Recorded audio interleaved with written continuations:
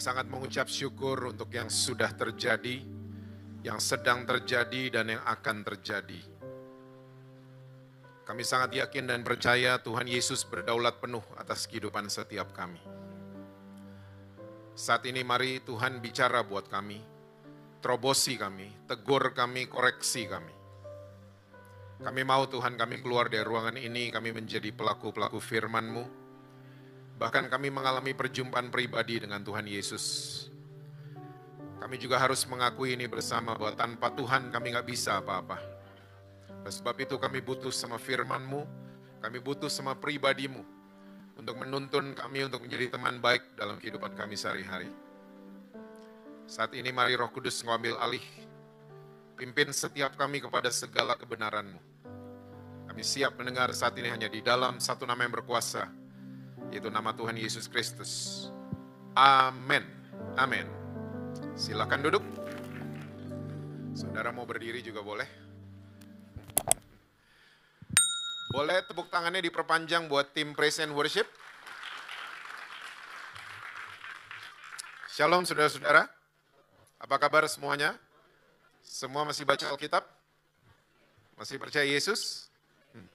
Jangan sampai enggak itu ya. Oke, saya juga menyapa yang live streaming dari manapun saudara berada. Happy Sunday to all of you.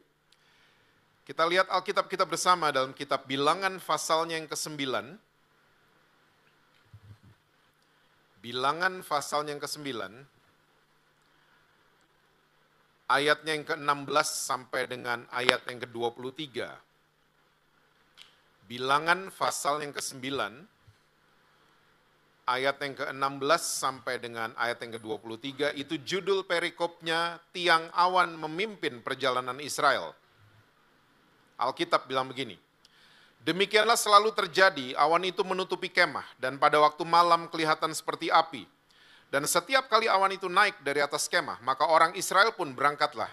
Dan di tempat awan itu diam, di sanalah orang Israel berkemah. Atas titah Tuhan orang Israel berangkat, dan atas titah Tuhan juga mereka berkemah. Selama awan itu diam di atas kemah suci, mereka tetap berkemah. Apabila awan itu lama tinggal di atas kemah suci, maka orang Israel memelihara kewajibannya kepada Tuhan, dan tidaklah mereka berangkat. Ada kalanya awan itu hanya tinggal beberapa hari di atas kemah suci, maka atas titah Tuhan mereka berkemah, dan atas titah Tuhan juga mereka berangkat. Ada kalanya awan itu tinggal dari petang sampai pagi. Ketika awan itu naik pada waktu pagi, mereka pun berangkatlah, baik pada waktu siang, baik pada waktu malam. Apabila awan itu naik, mereka pun berangkatlah. Berapa lama pun juga awan itu diam di atas kemah suci. Baik apa saudara? 2 hari. Baik apa saudara? Sebulan. Atau apa saudara? Lebih lama. Maka orang Israel tetap berkemah dan tidak berangkat. Tapi apabila awan itu naik, barulah mereka berangkat. Atas titah Tuhan mereka berkemah, dan atas titah Tuhan juga mereka berangkat. Mereka memelihara kewajibannya kepada Tuhan menurut titah Tuhan dengan perantaraan Musa.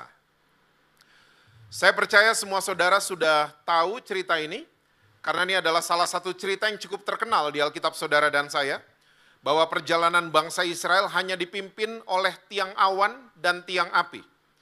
Dan kalau kita baca dengan teliti cerita ini, ternyata kalau awannya diam, orang Israel harus ikut diam. Kalau awannya bergerak, orang-orang Israel juga harus ikut bergerak. Nah, kalau saudara teliti lebih dalam lagi, ternyata diam dan bergeraknya awan itu sangat-sangat tidak beraturan. Tadi kita sebut sama-sama. Ya, diam dan bergeraknya awan dan api itu sangat-sangat tidak terstruktur. Kadang-kadang dia diamnya kayak pesawat transit, cuman dari petang sampai pagi. Kadang-kadang 2 hari, kadang-kadang sebulan, atau lebih lama, kata Alkitab. Nah, saya mulai membayangkan, kalau awan itu diamnya sebulan atau lebih lama, mungkin enak buat orang-orang Israel ya. Karena pekerjaan memasang tenda adalah pekerjaan yang tidak mudah. Saya tahun lalu masih sempat naik gunung sama istri saya. Oke, kita bukan glamping, kita camping beneran. Dan itu masang tenda, itu bukan pekerjaan yang mudah. Takes hours, membutuhkan waktu berjam-jam untuk pasang tenda. Dan kalau tendanya udah jadi, kita harus bangun got kecil ya, lubang kecil untuk mengelilingi semua tenda, taruh garam.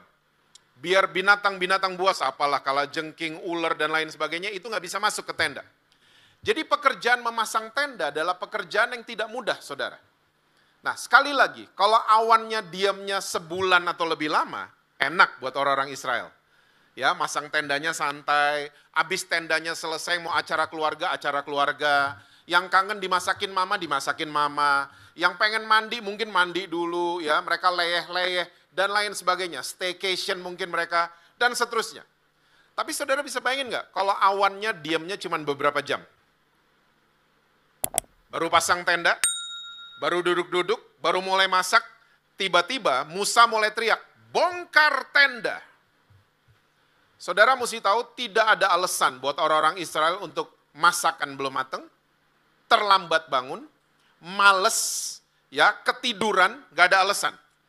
Waktu awannya bergerak, orang-orang Israel harus ikut bergerak langsung. Bongkar semuanya dan mereka harus ikutin Tuhan mau kemana. Nah, ternyata dari cerita ini saudara, saya tangkap satu hal, Tuhan yang kita sembah adalah Tuhan yang selalu bergerak. Tuhan yang kita sembah, dia tidak diam di gedung tertentu. Tuhan yang kita sembah, dia tidak tinggal di kota tertentu.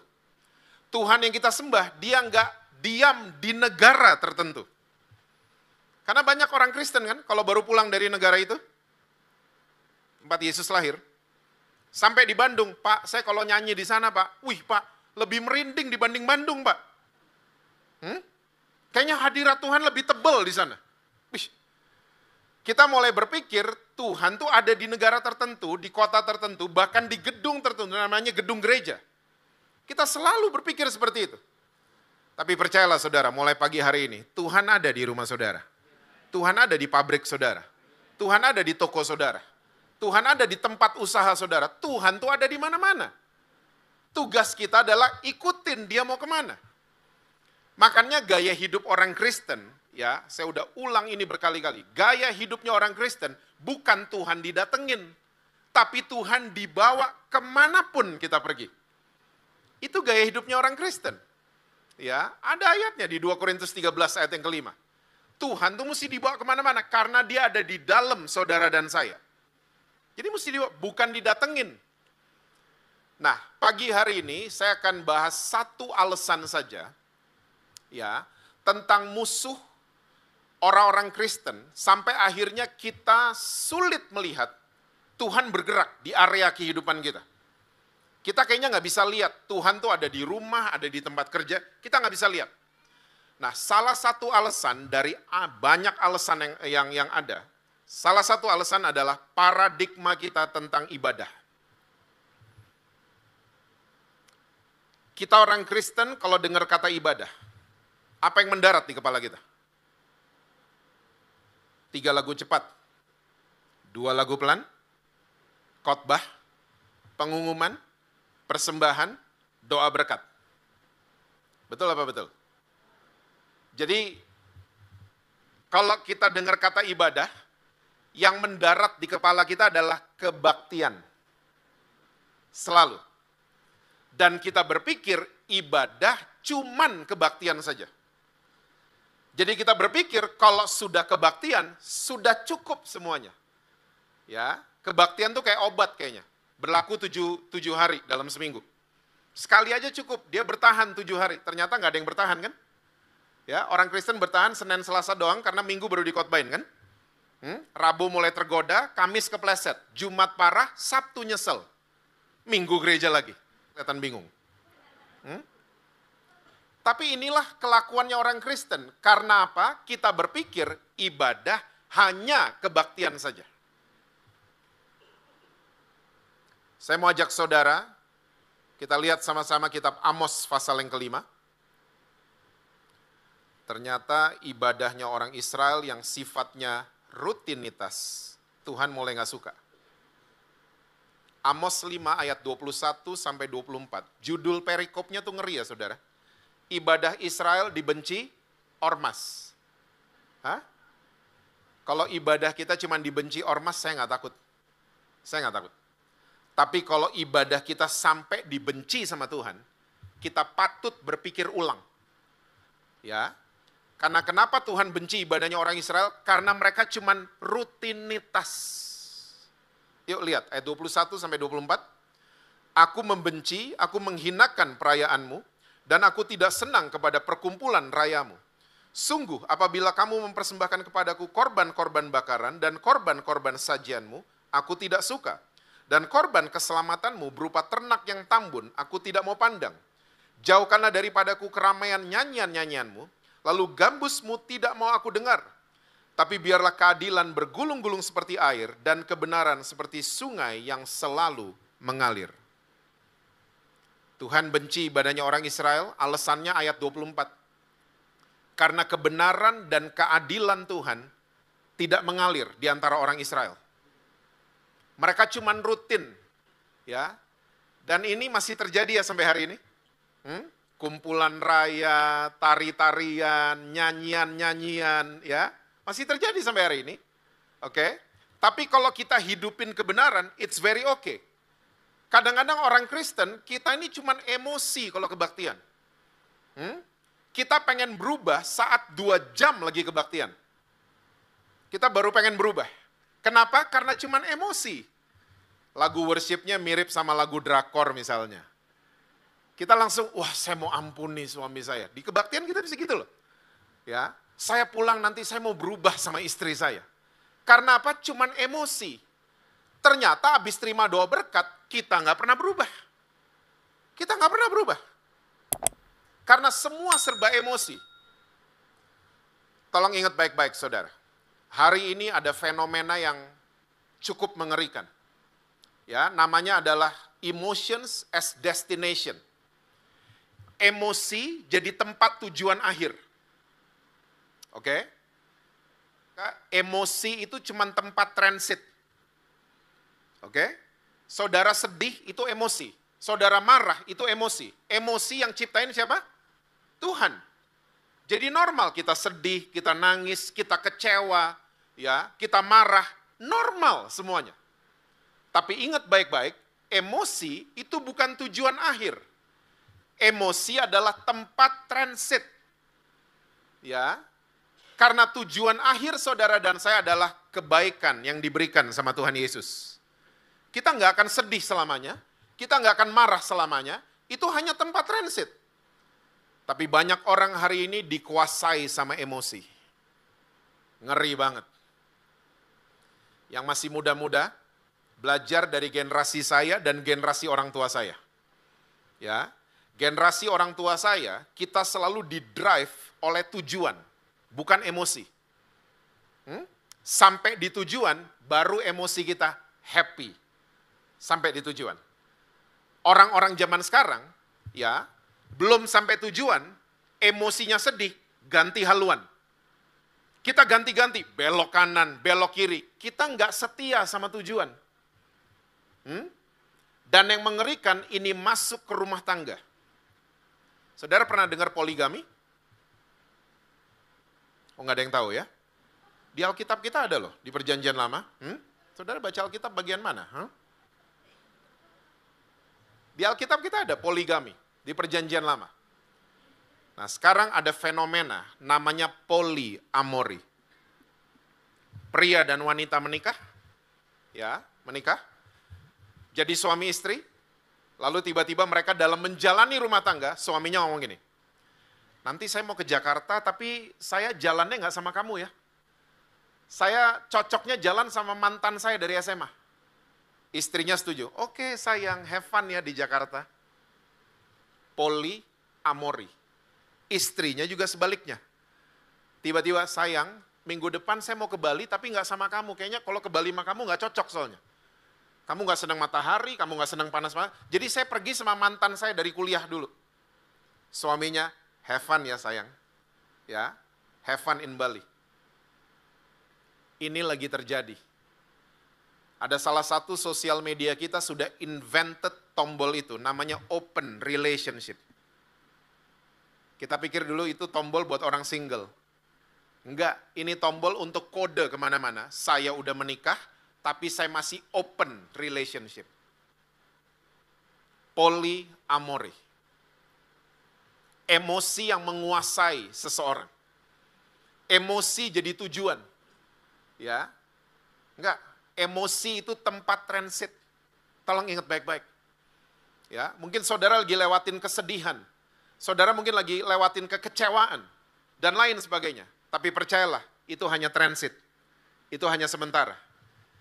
Karena kita tahu sekarang, Tuhan akan memberikan kebaikan bagi orang-orang yang mengasihi Dia. Amin, saudara-saudara. Jangan sampai emosi menguasai kita. Nah, seringkali ya, kita waktu lagi kebaktian, kita emosi. Makanya kita tuh cuma mau berubah karena dentuman sound system. Karena lagu-lagunya mirip K-pop. Ya, dan lain. Makanya kita pengen banget berubah. Ternyata habis terima doa berkat, kita nggak bisa berubah. Nah, sama orang Israel. Mereka cuma senang nari-nari, ya, nyanyi rame-rame, kumpul-kumpul. Tapi mereka nggak pernah hidupin kebenarannya Tuhan. Tuhan benci ibadah mereka yang sifatnya rutinitas. Sekarang saya mau kasih lihat saudara. Apa kata ibadah menurut perjanjian baru? Yuk, yang pertama, Roma 12 ayat yang pertama. Roma 12 ayat yang pertama itu judulnya persembahan yang benar. Karena itu saudara-saudara, demi kemurahan Allah, aku menasihatkan kamu supaya kamu mempersembahkan apa saudara? Tubuhmu sebagai persembahan yang hidup, yang kudus dan yang berkenan kepada Allah. Itu adalah apa saudara? Ibadahmu yang sejati. Saya mau tanya sama saudara, ibadah model begini dilakukan saat 2 jam kebaktian saja? Tidak. Mempersembahkan tubuh sebagai persembahan yang hidup, kudus dan berkenan dilakukan habis terima doa berkat. Jadi ternyata habis kebaktian, ibadah harus berlanjut. Jangan lagi punya pikiran, oh kebaktian selesai, ibadah selesai. No. Ya, mulai persembahkan tubuh kita sebagai persembahan yang hidup, kudus dan berkenan. Itu adalah ibadahmu yang sejati. Lucu ya, di perjanjian lama persembahan tuh harus mati kan? Domba, burung tekukur, ya. Di perjanjian baru ternyata living sacrifice. Persembahannya persembahan hidup. Siapa itu? Bukan binatang lagi. Saudara dan saya. Persembahkan setiap anggota tubuh kita di luar jam kebaktian. Sebagai persembahan yang hidup, kudus, dan berkenan. Pakai tangan kita untuk kasih makan keluarga kita. Tuhan akan berkati tangan saudara. Pakai kaki kita untuk melayani Tuhan. Untuk kunjungin orang-orang dalam kesusahan mereka. Pakai bibir mulut kita, ya, untuk memberkati keluarga kita. Pakai bibir kita untuk memberkati suami kita. Amin, istri-istri. Kita perlu ngopi kayaknya ya. Pakai bibir, mulut, lidah kita untuk memberkati istri kita. Amin, suami-suami. Kok ada suara perempuan? Pakai bibir mulut kita untuk memberkati anak-anak kita. Saya ini di Jakarta banyak melayani kaum LGBT, saudara. LGBT itu cuma akibat.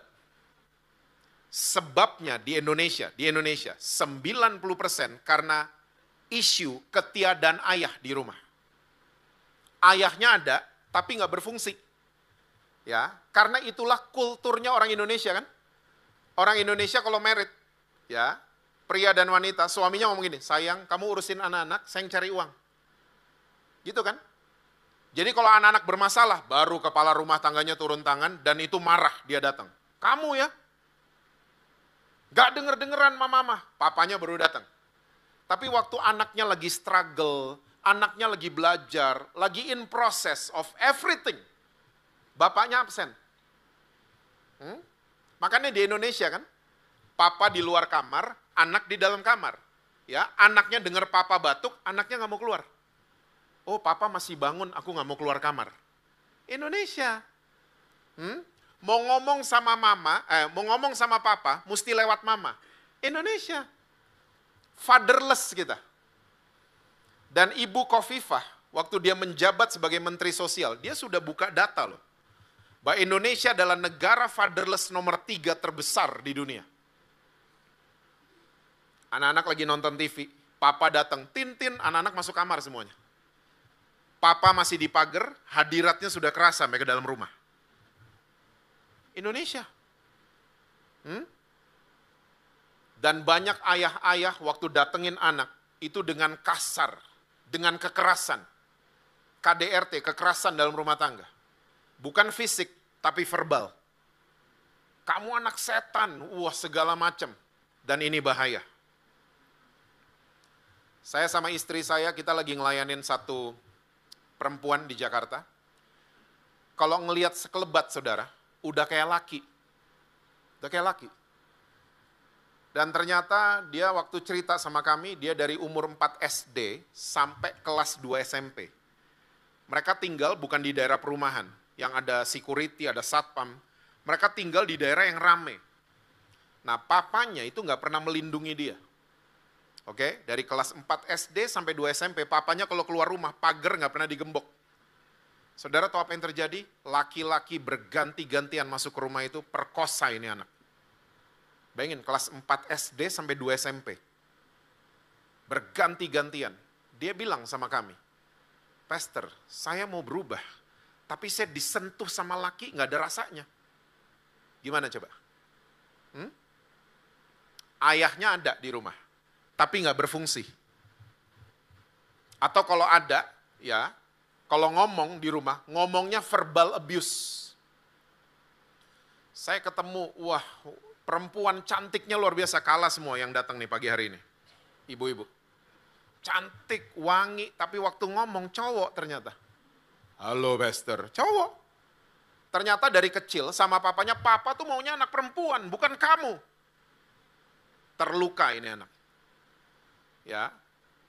Makanya saudara, jangan suka hakimin LGBT. Itu cuman akibat. Sebabnya yang kita mesti benerin. Ya, sebabnya yang mesti dibenahi. Bukan menyerang akibat, bukan menghakimi akibat. Pakai mulut bibir kita untuk memberkati keluarga kita. Ya, anak-anak kita lagi nakal, itu cuman musim. Nanti musim berikutnya dia akan dipakai Tuhan. Anak kita, Pak, anak saya lagi gini, gitu, dan lain sebagainya. Oke, coba sabar dulu. Jangan memframing anak-anak kita dari satu musim yang sedang dia lewati. Enggak, temenin. Kayak Yesus selalu nemenin kita kan. Yesus selalu ada di setiap musim kehidupan kita. Jadilah orang tua seperti itu. Persembahkan setiap anggota tubuh kita. Ya, sebagai persembahan yang hidup, yang kudus, dan yang berkenan. Itu adalah ibadahmu yang sejati.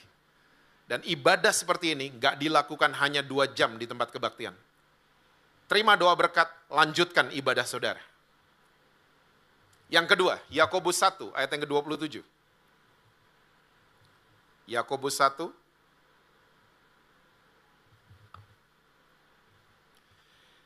ibadah yang murni dan yang tak bercacat di hadapan Allah Bapa kita ialah mengunjungi yatim piatu dan janda-janda dalam kesusahan mereka dan menjaga supaya dirinya sendiri tidak dicemarkan oleh dunia.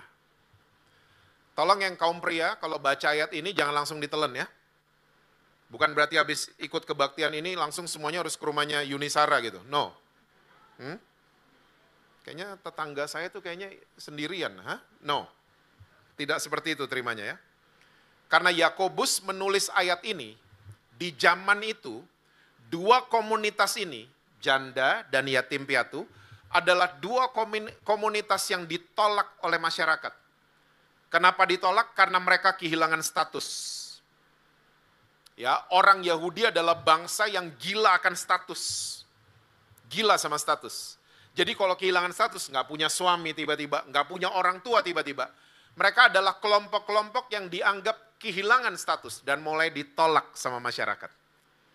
Ya, nah maksudnya Yakobus itu begini, ibadah yang murni dan yang tak bercacat di hadapan Allah Bapa kita di surga adalah kalau kita mengunjungi orang-orang yang ditolak oleh masyarakat. Itu maksudnya. Dalam kesusahan mereka. Tapi jaga diri kita supaya kita tidak dicemarkan oleh dunia. Walaupun kita kunjungin mereka, tapi jangan sampai kita yang dipengaruhi sama mereka. Justru kita yang harus mempengaruhi mereka. Ya. Nah, hari ini janda dan yatim piatu sudah diperhatikan dengan baik kan? Nah masih banyak kan yang lain. Kelompok-kelompok yang ditolak sama masyarakat. Yang tadi itu LGBT. Ya, suami istri yang hamil di luar nikah. Ditolak orang yang narkobaan. Nah gereja jangan tinggal diem. Orang-orang Kristen jangan tinggal diem dong. Ya, kita pikir kebaktian 2 jam udah cukup ibadah kita. Nah, ada ibadah yang lain. Yang tidak bercacat loh. Di hadapan Allah Bapa kita di surga. Kalau kita kunjungin orang-orang yang ditolak sama masyarakat. Kunjungi mereka. Dalam kesusahan mereka. Dan ternyata Yesus udah bicara hal ini. Yuk kita lihat apa kata Yesus. Matius 10 ayat yang ke-16. Matius 10 ayatnya yang ke-16. Yesus bilang begini, lihat aku mengutus kamu seperti domba ke tengah-tengah serigala, sebab itu hendaklah kamu cerdik seperti ular dan tulus seperti merpati. Ada 4 binatang yang keluar dari mulut Yesus. Domba, serigala, ular, dan merpati. Dan kalimat pertamanya Yesus ini mission impossible banget. Yesus bilang, lihat aku mengutus kamu seperti domba ke tengah-tengah serigala. Nggak mungkin. Ini domba pasti mati pasti. Ya, karena saudara mesti tahu domba adalah makhluk ciptaan Tuhan paling lemah. Lebih kuat semut. Semut itu kalau teamwork bisa angkat kue. Remahannya aja, bukan satu loyang. Ya, semut. Semut itu lebih nalarnya lebih jalan, semut. Domba itu nalarnya nggak pernah jalan. Domba kalau lagi jalan dan dia nyasar, dia nggak tahu dia nyasar. Bayangin nggak? Makanya dia cuma menunggu tongkat gembala. Balik on track, balik. Dia tinggal nunggu itu. Karena kalau dia lagi nyasar, dia noleh ke belakang, nggak ada gunanya juga. Putih semua. Dia nggak bisa lihat kemana-mana, domba. Dan domba, kalau saudara nanti ke Australia, amin saudara. Berangkatlah yang ngomong amin. Yang amin kedua telat. Semua berangkat ya. Kalau saudara ke Australia dan saudara lihat peternakan domba. Domba itu kalau lagi minum, air di depannya mesti tenang sekali. Domba. Kalau kita iseng, coba lempar batu kerikil, plek ke tempat dia minum. Airnya goyang, domba akan kaget setengah mati. Dan waktu dia kaget, dia kecemplung ke air tempat dia minum. Pernah masukin handuk karpet di air? Waktu kita masukin karpet di air, kita angkat, beratnya naik berkali-kali lipat itu karpet. Domba, badannya kayak karpet, badannya wool. Waktu dia kecemplung, yang kasihan dia nggak bisa berenang. Dan dia mati karena kaget waktu lagi minum. Bayangin, lemah banget ini binatang. Ya, pernah dengar manusia kayak gitu? Ya, meninggal waktu lagi minum teh botol karena kaget. Nggak ada kan? Domba selalu kayak gitu. Makanya di peternakan domba, kalau lagi hujan, geledek, itu keluar semua peternaknya. Untuk jagain nih domba-domba. Ya, kalau mereka kecemplung langsung diangkat. Sama peternaknya, sama gembala-gembalanya. Nah, domba udah lemah kayak begini. Disuruh kumpul bareng serigala. Tapi Yesus nggak stop sampai di situ. Yesus menambahkan, domba ini mesti cerdik seperti ular. Ular dan anjing itu sama saudara, jenisnya banyak. Ular dan anjing. Tapi anjing jenisnya banyak, cara jalannya sama semua, ke depan. Anjing jalan mundur, kalau ketemu orang Manado, baru dia mundur. Mau diapain nih gue? Ya Om Didi ya. Baru dia mundur. Oke? Nah, ular jenisnya banyak sama kayak anjing. Tapi cara jalannya ular beda semua. Ular padang pasir, namanya rattlesnake. Karena medannya pasir, dia jalan kepala sebelah kanan, ekornya sebelah kiri. Dia jalannya begini. Ular naik pohon, jalannya beda lagi. Dililit dulu pohonnya sampai dia tiba di atas. Ular sawah karena medannya tanah sangat licin, dia jalannya pelan-pelan, jalannya begini. Cerdiknya ular di mana? Dia selalu menyesuaikan diri di medan mana dia berada. Itu cerdiknya ular. Kita orang Kristen udah lemah kayak domba, tapi nggak cerdik. Kita nggak cerdik. Kita nggak pernah mau menyesuaikan diri di medan mana kita berada. Kita nggak cerdik. Ketemu LGBT, kita main hakimin mereka. Kita nggak cerdik itu namanya. Ya, kita nggak cari tahu dulu. Kita nggak cerdik. Kita marahin mereka. Kamu ya, bulu mata kamu makin naik, kamu neraka lantai 7 di bawah. Kita gitu-gituin mereka. Mereka nggak mau ketemu kita lagi. Kita selalu nggak pernah mau menyesuaikan diri di medan mana Tuhan tempatkan kita. Nggak pernah mau cerdik. Saya ini cerita belasan hampir 20 tahun lalu. Saya pernah didatengin seorang hamba Tuhan dari Manado ke Jakarta. Dia nggak pernah ke Jakarta. Dia ke Jakarta dengar suara Tuhan. Kamu harus ke Jakarta ke daerah namanya Blok M. Blok M, spesifik Tuhan ngomong gitu. Datang, singkat cerita nih. Ya, datang tinggal di rumah saya. Blok M sekarang jadi mall, saudara, di Jakarta. 20 tahun lalu, Blok M itu tempat preman. Daerah yang nggak aman. Ya, itu terminal bus, banyak preman di situ. Nah, ini pendeta udah datang nginep besokan harinya, dia keluar kamar, dia pakai kemeja, ya, kasih masuk dalam, pakai celana bahan, pakai dasi. Dia keluar kamar, saya tanya, Bapak mau kemana? Dia jawab saya mau ke Blok M. Saya bilang, Pak, kalau ke Blok M, dandannya jangan gitu. Karena di Blok M banyak preman, banyak copet, banyak jambret. Tahu nggak dia bilang apa? Oh, nggak apa-apa, saya kan hamba Tuhan, dandannya harus kayak gini. Sedap. Saya ulang lagi sekali lagi, Pak, bahaya loh Pak, Blok M. Kalau bisa ganti baju. Dia tetap kekeh kalau dia pendeta, dandannya harus seperti itu.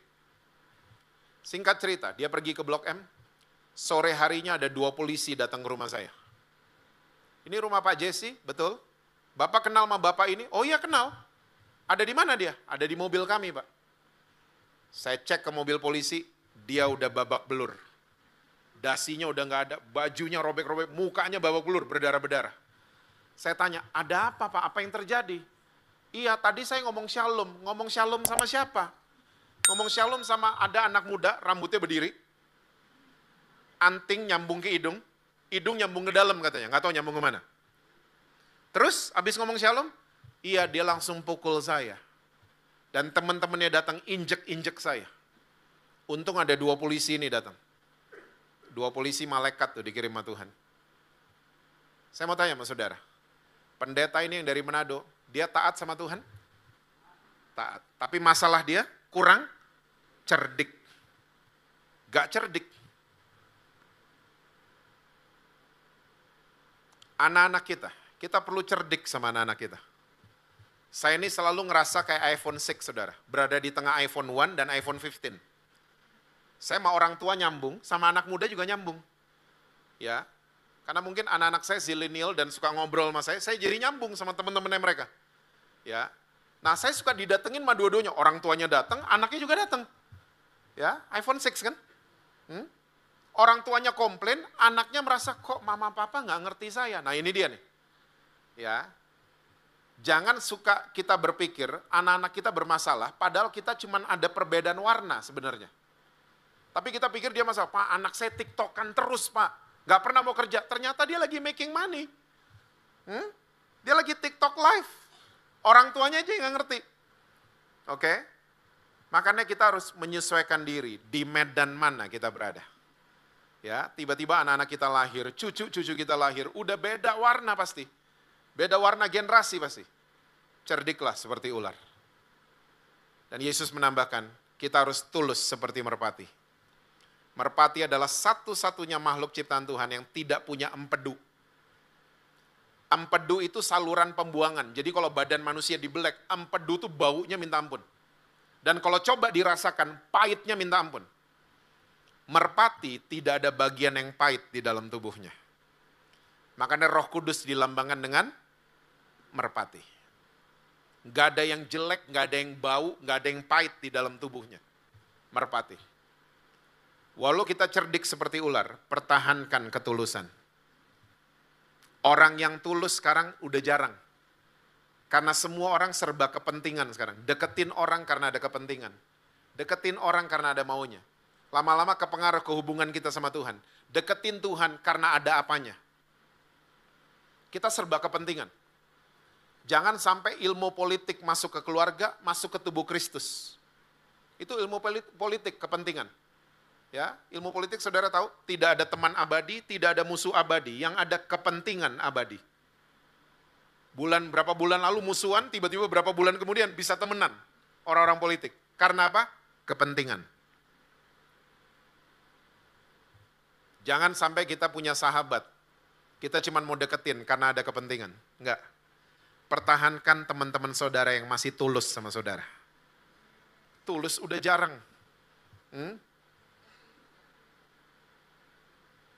Tuluslah seperti merpati.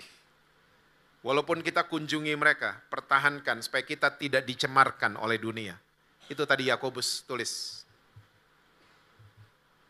Yang terakhir, 1 Timotius 3 ayat yang ke-16. 1 Timotius 3, 5 menit kita selesai.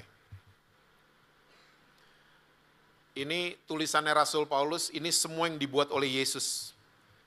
Dan sesungguhnya agunglah rahasia ibadah kita, dia yang telah menyatakan dirinya dalam rupa manusia, dibenarkan dalam roh yang menampakkan dirinya kepada malaikat-malaikat, diberitakan di antara bangsa-bangsa yang tidak mengenal Allah, yang dipercaya di dalam dunia, diangkat dalam kemuliaan. Kata ibadah itu dipukul rata di Alkitab Bahasa Indonesia. Tapi saya mau breakdown sebagai penutup buat saudara. Tadi yang Roma 12 itu bahasa Yunaninya latreia. Kita mengagungkan Tuhan. Latreia ini akar kata dari liturgi. Oke, mempersembahkan tubuh, kita angkat tangan, nyanyi, dan lain sebagainya. Ya, di tempat kebaktian itu bagus. Selesai kebaktian, tetap lanjutkan ibadah seperti itu. Yakobus 1 tadi yang kedua. Bahasa Yunaninya treskeia. Sama, dipukul rata, ditulisnya ibadah di Alkitab Bahasa Indonesia. Treskeia adalah ibadah yang sosial. Kita memperhatikan masyarakat, kita memperhatikan sesama kita, dan seterusnya. Nah, ibadah yang ditulis sama Rasul Paulus, dan yang paling banyak di Alkitab Perjanjian Baru, adalah kata ibadah yang bahasa Yunaninya eusebia.